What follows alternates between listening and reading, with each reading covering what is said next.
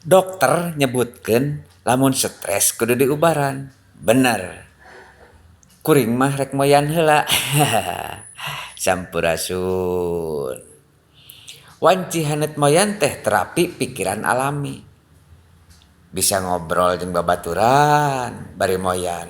Bisa ningali jalan, aya nu keur lempang, aya nu naik mobil, aya nu kana motor. Tah eta teh kabeh keur ngabalikeun sumanget urang.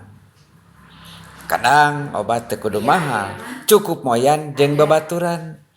Kadang obatna teu kudu mahal, cukup moyan di pinggir jalan bari ningali aktivitas masyarakat aya di jalan.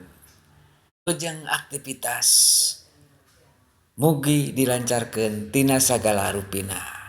Salam sehat, jangan lupa bahagia. Jaga moyan yuk.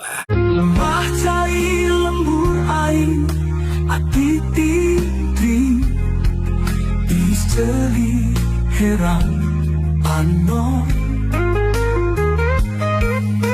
Lemah cai lembur aing mata betah tumanina lembur aing kampung urang.